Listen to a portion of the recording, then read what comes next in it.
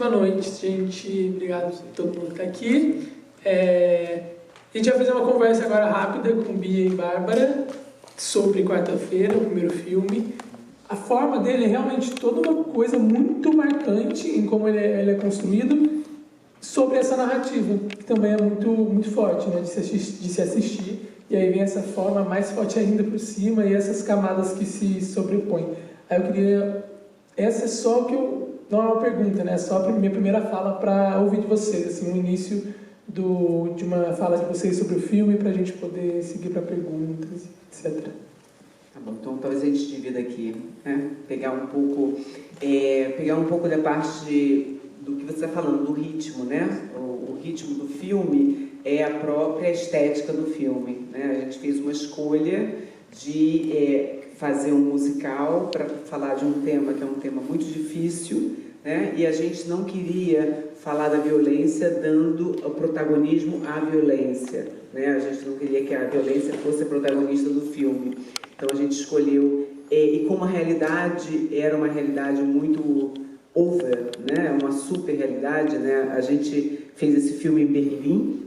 Todo mundo que vocês viram na tela são pessoas brasileiras que vivem em Berlim. O elenco é todo quase 100%, mas 95% de brasileiros da comunidade que vive em Berlim. Nós também vivíamos em Berlim, né, nesse momento. Eu ainda vivo em Berlim, a Bia não. Então, a gente quis trazer um protagonismo dessa mãe, a gente quis também fazer uma narrativa que fosse a narrativa também diferente, da perspectiva do momento que você escuta os homens falando, né? A gente colocou os homens invadindo a casa da Demétria e a gente queria que quem assistisse ao filme tivesse um distanciamento para poder pensar, não só sentir as emoções da violência, né?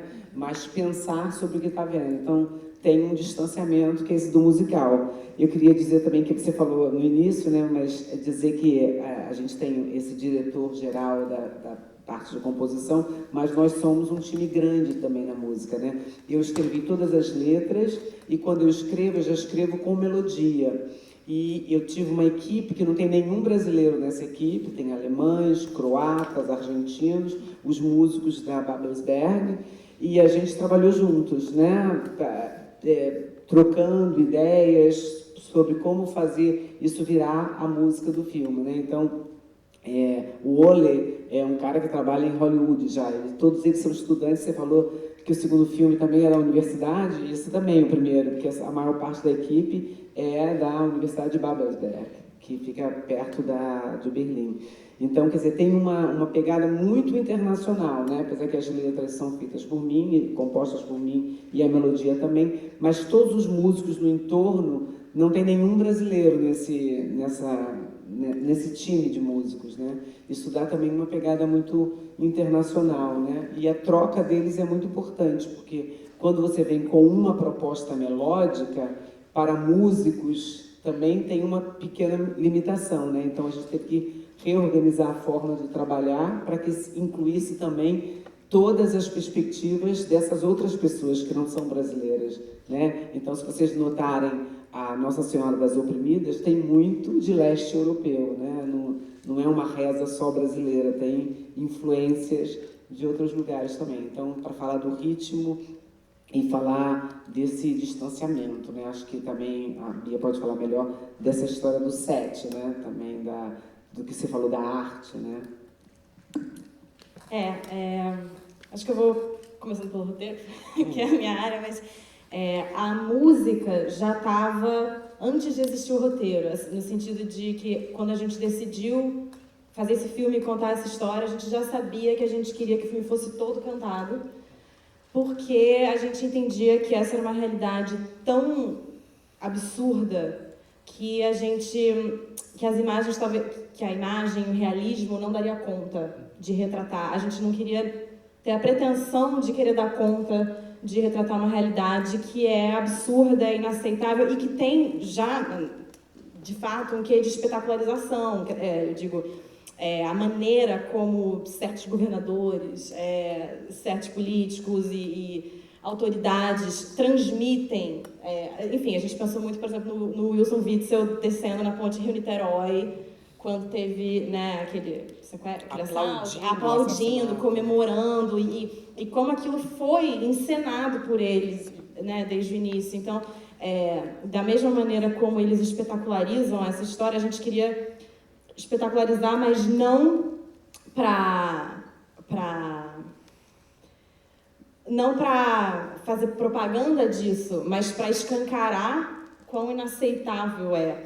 E também como é uma farsa esse discurso de guerra às drogas então, desmascarar esse espetáculo deles, era isso que a gente queria fazer. E a música, o fato de ser tudo cantado, permite esse distanciamento que a Bárbara falou. E aí, à medida que a gente foi desenvolvendo o roteiro, escrevendo, a gente resolveu fazer certos momentos mais de diálogo ainda que cantado e certos números mais musicais para dar um dinamismo e aí permitir usar esses gêneros diferentes. E aí também foi um desafio para a gente encaixar a história, o texto e os diálogos na métrica e nesses formatos musicais, mas foi um desafio bom. Essa artificialidade das sequências musicais, eu acho que reforça muito bem o que você falou, as luzes virando, descendo do helicóptero. De início, eu acho que no início do filme já tem aquela coisa da dança, que já destoa da realidade, mas é quando o pastor dá aquela cambalhota para dentro da casa que a ficha cai de, olha, entendi, isso aqui é realmente para escancarar o absurdo. E eu fico me perguntando, porque vocês colocaram alguns personagens caricatos, né, para justamente representar um todo do Rio de Janeiro. Eu fico me perguntando se haviam outros que passaram pela mente de vocês, outros possíveis personagens para serem representados, assim. Será que passou? Alguns foram deixados de lado? Ou vocês sempre quiseram trabalhar com polícia, governador e pastor, por exemplo? Nossa, é uma ótima pergunta. Eu confesso que eu já não me lembro mais tão bem. A gente começou a escrever, a gente escreveu o bruto do filme ali entre setembro, outubro de 2020 e o começo de 2021, então já tem um tempinho. Eu acho que foram esses três desde o início. Não me lembro da gente descartar, na verdade foram surgindo mais personagens, assim, alguns vizinhos foram ganhando mais tridimensionalidade, assim, e depois no finzinho aparece também, muito rápido, mas aparece Nanã, que é uma orixá que recebe e acolhe a Demétria, então foram surgindo mais personagens, mas eu acho que era muito claro pra gente, porque esses personagens, esses três que são essas caricaturas, eles são instituições, né? A polícia, a igreja e o Estado. E acho que desde o início a gente sabia que a gente estava falando dessas instituições, que são as que criam e mantêm esse sistema que mata filhas de Demétrias. Então, acho que não teve muita dúvida. Um dos comentários. Primeiro, a Dalita te queira falar alguma coisa, eu poderia continuar. Claro. Vocês falaram que vocês fizeram ele lá fora, né? Lá em Rio. Queria saber como é que foi o processo criativo para trazer esse personagem, esse roteiro inteiro. Tipo, eu não sei como é que foi exatamente. Foi dentro da universidade que vocês fizeram, foi uma aula, né? Porque a gente aqui normalmente faz esses cursos de sala de aula. Eu queria saber como foi trazer uma história brasileira, que brasileiros especialmente vivem e vão entender, especialmente aqui a gente no Rio de Janeiro, para um lugar que é literalmente tão distante, tão fora da realidade para ele. É interessante, porque nós duas aqui não somos da universidade. A coisa interessante, porque o nosso colega, o João, que é co-diretor, que co-dirigiu junto comigo, ele sim faz mestrado na Babelsberg. E a maioria, o diretor de arte, a diretora de arte, o diretor de fotografia, eles são todos estudantes da Babelsberg. Então, essa foi uma ideia que surgiu durante a pandemia, né? Então, todos nós brasileiros olhando o Brasil de fora, né? À distância. E a coisa que nos tocava muito profundamente era essa coisa de você todo dia escutar que uma criança foi assassinada dentro de casa, indo para a escola, e essa era a guerra às drogas, né? E então o João entrou num concurso, né? De uma war on screen, quer dizer, guerra na tela, né? E entrou com essa proposta. Guerra na tela é um concurso só para filmes sobre guerra, E o Rio de Janeiro foi aceito como, quer dizer, eles aceitaram que o Rio de Janeiro é uma guerra, né? Então aceitaram como roteiro. Então o João começou a escrever, conseguiu, e aí começou a escrever com a Bia, depois a Uriara se juntou para criar a Demétria, a protagonista, a Uriara Maciel é a nossa protagonista, e eu entrei exatamente para a questão do musical, né? Porque eles queriam fazer um musical, e o João sempre fala assim, eu queria muito fazer um musical desde o início, mas não sabia como fazer, né? Então eu entrei e a gente começou a trocar, eu compus as músicas, depois comecei a reescrever o roteiro que eles tinham escrito, e depois a gente começou a trabalhar em cima dessa nova escrita, né, que é uma escrita para musical. E então a gente começou a fazer, não tinha a ver com a universidade, mas tinha a ver com a nossa vivência de brasileiros fora do Brasil, vendo o que acontecia no Brasil e querendo contar essa história, né, querendo falar alguma coisa, querendo, sei lá, colaborar de alguma maneira, discutir isso de alguma maneira. Então, quer dizer, o projeto é um projeto que a universidade entrou como co-parceira, né? Mas ele surgiu fora da universidade, quer dizer, que é um estudante da universidade que entrou num concurso, num festival na França, que esse festival é da França, nem é da Alemanha, e trouxe para a universidade abraçou, porque toda a equipe e nós tivemos muito acompanhamento também de alguns professores que foram muito, muito legais. Só para complementar um pouquinho as personagens, né, que vocês falaram, que a Bia falou muito bem também, a gente também, as personagens das mães, das vizinhas, essas personagens místicas, essas rezadeiras, essas que a gente não quer definir muito bem quem elas são, porque elas são um pouco de tudo, né? Essas eram personagens também muito importantes para a gente, né? Que elas aparecem como multiplicação da Demétria, mas que elas também são outras Demétrias, mas elas também são espirituais, mas elas também são vizinhas. Essas personagens também estão lá desde o início. E sobre esses personagens, a gente queria muito... Essa é a questão do poder, né, do patriarcado. Como é que essa Demétria está questionando o patriarcado, e o patriarcado desce lá na casa dela, invade a casa dela, invade o corpo dela, através desses três personagens principais, né, sobre a universidade. Talvez mais um pouquinho sobre a universidade, porque eu acho que até talvez para estudantes de cinema possa ser interessante, porque é isso, existe esse é um festival e um edital, uma oficina, que é esse Warren Screen lá na França, e que tinha uma parceria com essa universidade onde o João, o diretor, já estudava. E aí ele soube disso, que tinha esse edital para filmes sobre guerra, e teve essa sacada de falar de uma guerra que muitas vezes não é nomeada como tal. E aí a gente aplicou e conseguiu o edital. E aí esse edital implicava a universidade, porque ele é em parceria com certas escolas de cinema. Então, a partir do momento que o projeto foi selecionado, a universidade já estava dentro, e aí foi muito legal, de fato, montar o time, principalmente as partes mais técnicas, assim, com gente da universidade, e eu fiquei surpresa o tempo todo na produção, assim, como as pessoas, mesmo não falando português ou não conhecendo o Brasil, como elas iam entendendo e abraçando a história, assim. Eu achei que os alemães, enfim, ficaram muito... compraram aquela história para si, assim. Isso foi muito legal. Eu achei que rolou uma sintonia, assim, que acho que é um pouco da arte também, né? De conseguir tornar a coisa de alguma maneira universal. Essa aí foi sempre pensado para ser em português, que desde as músicas Sim.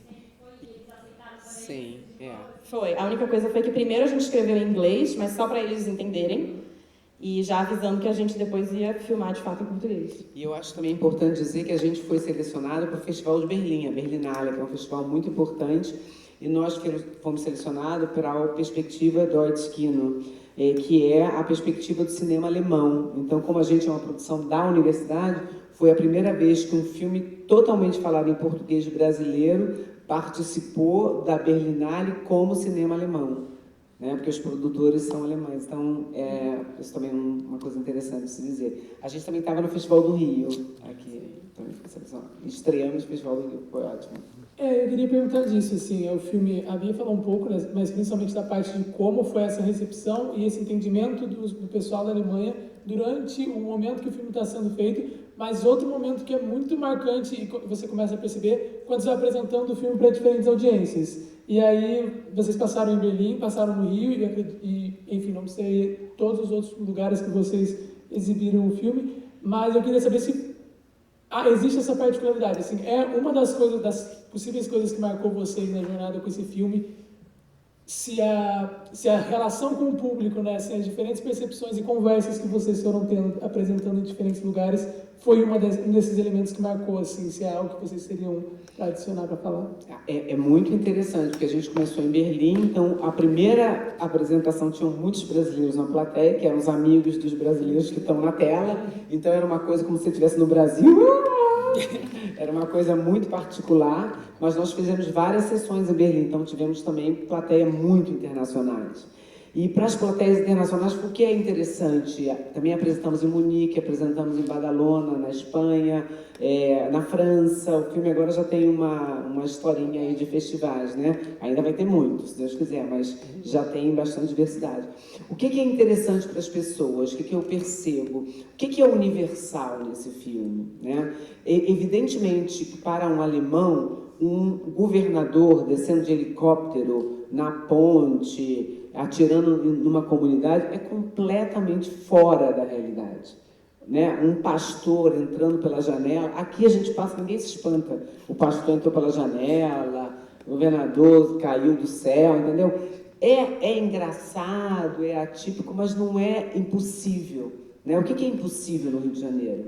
Qual é a coisa que seria impossível, né? Eu virar uma borboleta? Não sei, né? Acho que no Rio de Janeiro nada é impossível, né? Mas essas outras coisas, para uma plateia internacional, é impossível.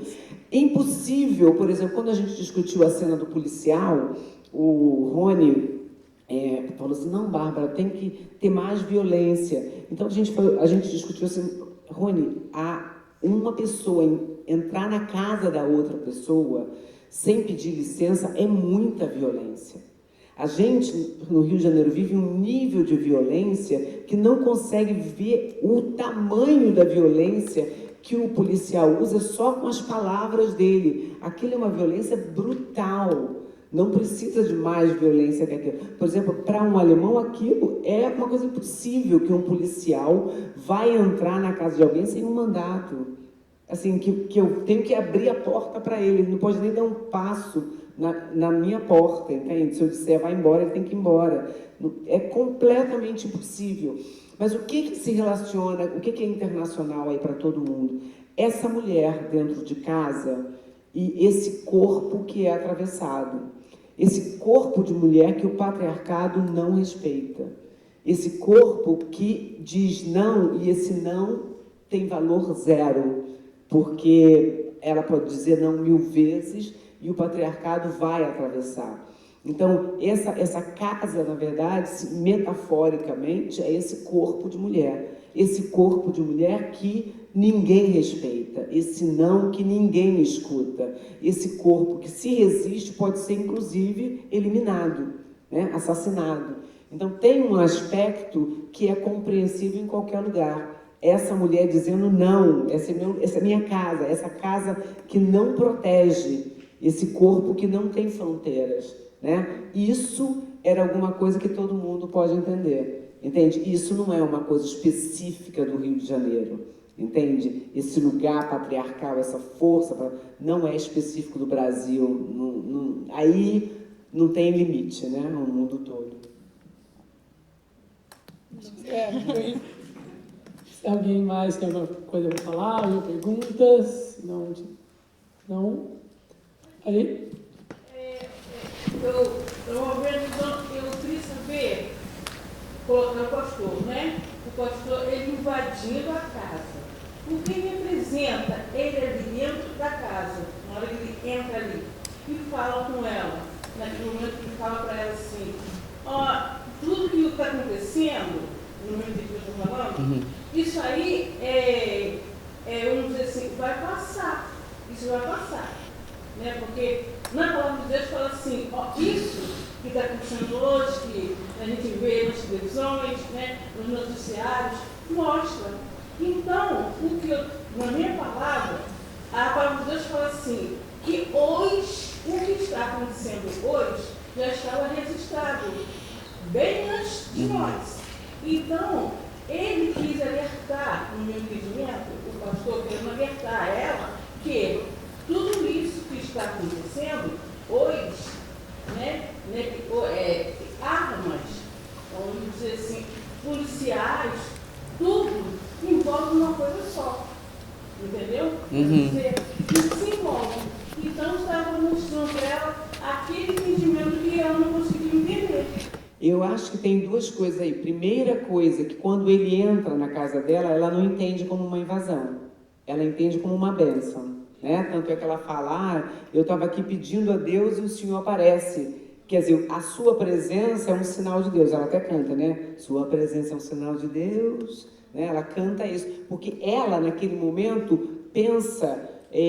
ela também tem fé, ela tem uma fé em várias coisas, né? É a fé que a gente pensa, a fé genuinamente brasileira, das pessoas que creem em muitas coisas distintas e não ficam acusando a outra crença, né? Assim, eu creio nisso, você crê naquilo. E ela, a Demétria é uma pessoa que frequenta, conhece o pastor não é estranho a ela, né? Então, ela não sente como uma invasão. Ela recebe muito bem até o pastor. O que ela vai ficando incomodada é que, como o pastor não assume, o pastor aparece como uma salvação, mas na verdade ela não entende muito bem. Será que ele está ali? Qual é o motivo que ele está ali? Né? Ele está só se protegendo?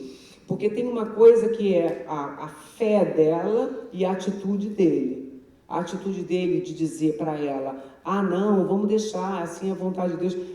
Ela entende, como assim? Você não quer me ajudar? Eu vou ficar aqui, vou aceitar, eu vou esperar o destino, porque do que a gente conhece, não é para a gente ficar esperando o destino, pode até estar escrito, você não fica sentada esperando o destino, você faz coisas, você atua, né?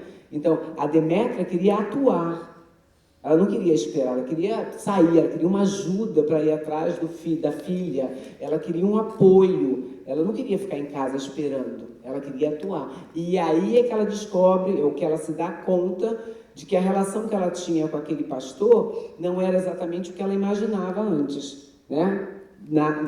Essa relação era uma relação que tinha aí o vínculo dela para ele era forte, mas o vínculo dele para ela tinha limite, né? Tinha um limite até onde ele podia ir. Não, vamos ficar aqui, espera, Deus vai resolver. E ela falou, pastor, vamos fazer alguma coisa, vamos atuar, porque existem pastores e pastores, né? Como em tudo na vida, existem atuações distintas, né? No nosso caso, nesse filme, ela se deu conta. Não, eu não quero ficar aqui, eu não quero ficar esperando, eu quero fazer alguma coisa. Tanto é que ele fala assim, como é que ele fala? Para eu viver na ignorância? E a verdade lá fora é para eu viver na ignorância? E a verdade lá fora é para eu viver na ignorância? Ele fala... ele fala que a paz de Deus independe da circunstância. A paz de Deus independe da circunstância, ela aceita. Mas ela pergunta, e a verdade lá fora é para eu viver na ignorância? A paz significa ignorância? Né? Então ela está questionando. É isso, ela não nega... nem a fé e nem o que o pastor está dizendo, só que ela tem uma visão diferente, né? De que sim, Deus vai ajudar a gente, e talvez Ele ajude a gente através da nossa ação, através da gente sair de casa e ir lá, e ela fala, poxa, pastor, você é bem relacionado, você consegue conversar com as pessoas, talvez você possa me ajudar, e ela tem essa decepção de perceber que talvez todo aquele discurso dele de confia, confia, confia, na verdade seja só uma desculpa para ficar parado, inerte, né? Quando ela pensa diferente.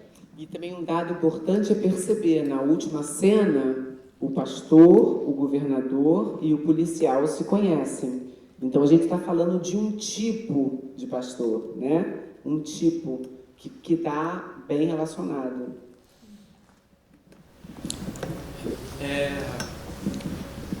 A trama do filme é muito regida por um regime de espera, né? É ela em casa esperando a filha chegar ou não.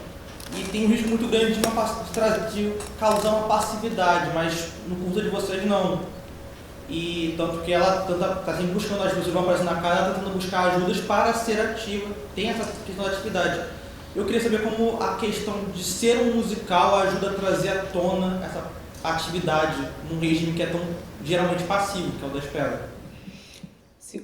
A gente pode aqui dividir, mas eu queria pegar um aspecto disso. Eu queria pegar o aspecto de que ela não está à espera, ela está impedida de sair, né? Acho que tem uma diferença aí. Porque ela estava lá passando a roupa, esperando a filha voltar da escola. A partir do momento que ela percebe que alguma coisa está acontecendo, porque quem mora numa favela sabe que quando tem uma operação, tem que fazer alguma coisa, tem que se mover, ou ficar em casa, ou se mover, depende do que está acontecendo, né? Mas quando ela começa a perceber as mensagens, ela fala assim, eu tenho que ir buscar a Cora. E ela não consegue sair, porque o policial é o primeiro que não a deixa sair. Ela tenta sair pelo menos 3 vezes com o policial, né? Depois ela fica em dúvida quando o pastor vem, depois com o governador, até que ela sabe, eu tenho que sair. Mas ela está impedida de sair. E o que a gente quer mostrar é essa armadilha do Estado, que na verdade você tem que ser muito forte de como é que você vai fazer. Você não tem os recursos. É muita coisa contra uma pessoa. É uma mãe solo, trabalhando em casa, porque ela está trabalhando, né? Ela trabalha em casa. E as coisas estão acontecendo, mas é uma força, são muitas forças contrárias a ela. Então ela está, na verdade, impedida de sair, né?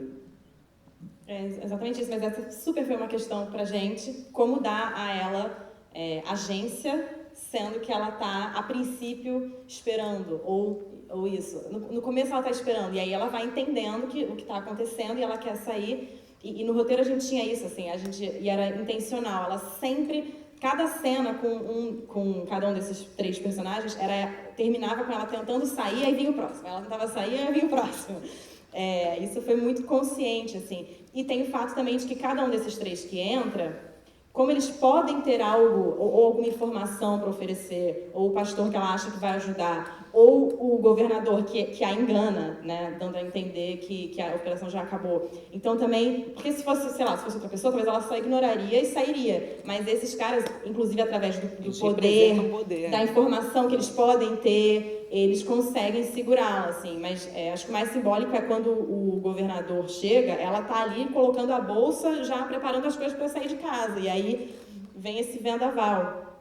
E aí você perguntou da música, eu acho que a música traz esse dinamismo, né? E permite, quando eu fecho os olhos e penso nessa dinâmica, eu penso nela querendo sair e alguém empurrando de volta, né? E acho que a música permite essa coreografia mesmo.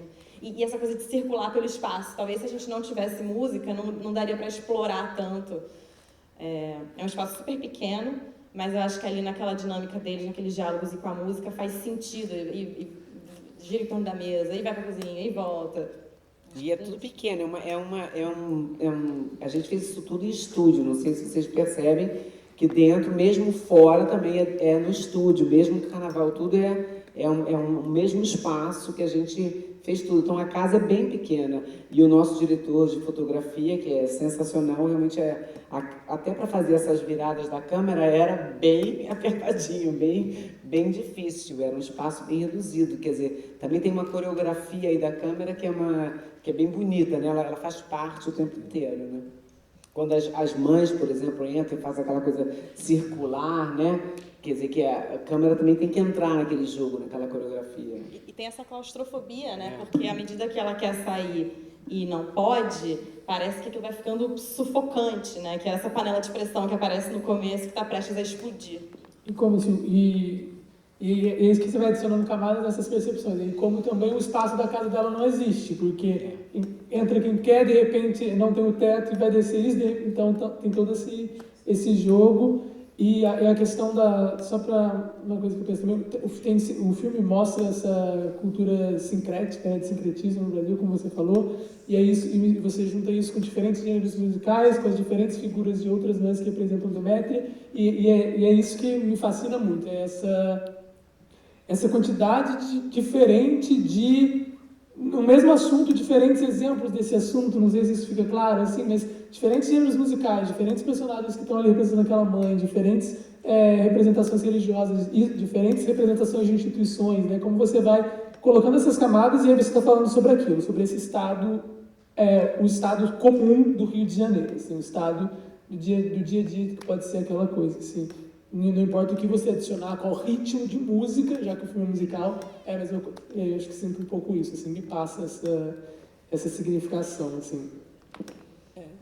Eu queria comentar, só que eu acho que isso é uma metáfora da complexidade, né?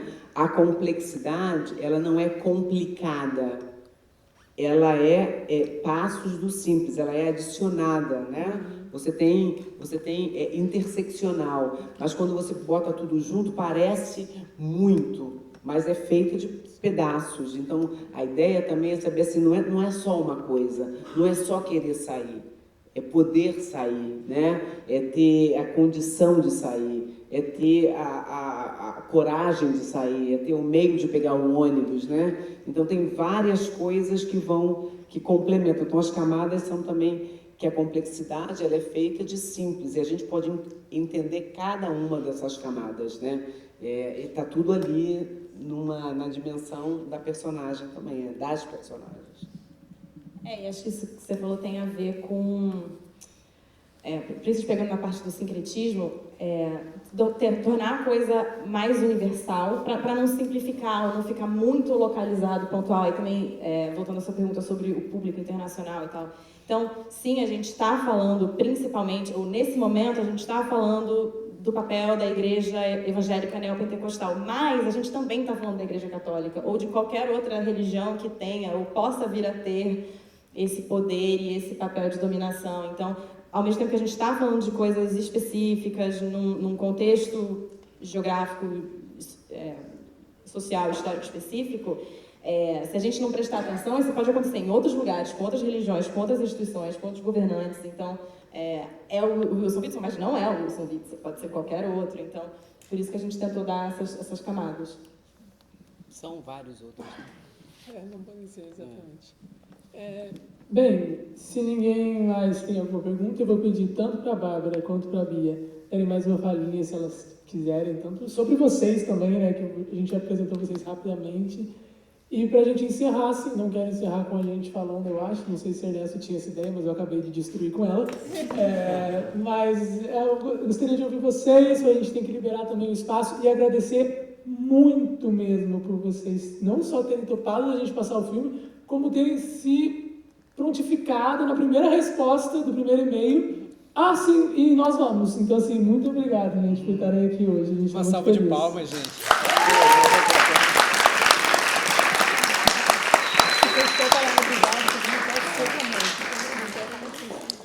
Então, eu acho que muito obrigada. Para a gente é uma felicidade mostrar o filme o máximo possível, né? Esse é um média-metragem, então média-metragem é mais difícil, não é todo festival que tem espaço para média-metragem, né? E depois para passar em cinema não passa, então é um formato bem difícil, né? A gente escolheu fazer assim, a gente queria fazer assim. E eu acho que também tem um dado interessante que eu quero dizer, que o fato da gente ter estado fora do Brasil, fazendo de longe, tem uma vantagem, né? A gente tinha a condição do distanciamento nosso, né? De poder pensar, refletir. Eu acho que isso também aparece no filme, né? Então a gente tem maior felicidade de mostrar o filme o máximo possível e participar dos festivais. E a gente também tem muita felicidade de ter pensado no musical. Eu também achei muito legal que vocês, quando pensam nesse festival aqui, é um festival que está pensando nas pessoas que fazem as músicas, né, para cinema. Então acho que essa é uma coisa muito bacana da gente valorizar, né? Valorizar, porque realmente cinema é isso, né? O som, o movimento, é uma coisa muito bonita. Então a gente tem, eu, o João, a Bia, todas as pessoas que participaram desse projeto, tem muita...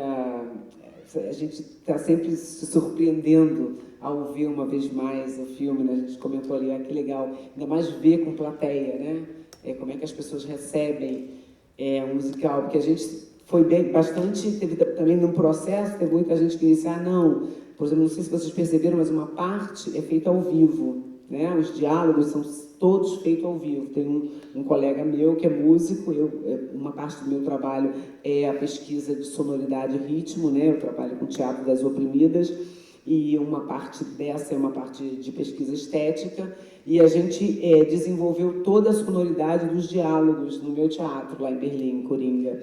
E depois, quando a gente foi fazer no estúdio, as pessoas disseram, mas não dá para fazer, a gente vai ter que gravar. E a gente falava, não dá para gravar. A gente tá, porque, na verdade, ele não está tocando instrumentos, ele está tocando pedaço de madeira, um metal velho. A gente toca o lixo, basicamente. A gente toca objetos encontrados. Então, ele está fazendo um ao vivo ali e os diálogos são feitos assim. Então, foi muito legal, porque o pessoal da universidade falou assim, não dá. E aí o Ole chamou um super expert lá de Hollywood, de a capela. A gente fez várias discussões até chegar e falar assim, vamos tentar fazer ao vivo. Então, uma parte é gravada e uma parte é ao vivo. Isso é uma super experiência, né? A gente foi bastante ousada, a gente está sempre feliz de ver na tela isso. Eu também queria agradecer o convite, parabenizar vocês pelo festival. Isso que a Bárbara falou, eu acho muito legal. Acho que a galera do cinema sabe valorizar todo mundo que faz cinema, né? Que quando é um filme é um filme de muita gente, né? E fiquei pensando quantos mais festivais já poderiam ter para cada uma das funções. Assim, eu imagino que existam alguns, mas eu de fato não conhecia. E muito legal vocês valorizarem isso. E particularmente fiquei muito feliz de passar o filme em Niterói. Minha família é de Niterói. E sou daquelas que quando aparece alguma coisa de Niterói num filme, eu aplaudo no cinema, assim. Ver minha família. E fico feliz. Então, muito bom passar o filme aqui. E é isso, eu voltei para o Brasil e estou trabalhando agora com o roteiro aqui. Vamos conversar. E é isso, espero prestigiar ainda muito o festival de vocês e vida longa. Vida longa e parabéns pela organização. Uma coisa interessante para contar, porque passar o filme aqui para mim é muito especial. Eu estudei na UF, eu fiz Ciências Sociais na UF nos anos 90. Então, passar aqui é muito legal. É isso, gente. Muito obrigado pela presença de todos. Vocês são muito especiais por estarem participando desse evento. Não se esqueçam de seguir o Instagram, @FestSolMaior, para ver as próximas novidades, a programação até o festival vai até quinta-feira com sessões e depois ainda vai acontecer algumas mesas redondas com os diretores e compositores dos filmes que a gente selecionou para a seleção oficial do festival. Então, muita coisa ainda para essa semana. Muito obrigado a todos de novo e até a próxima.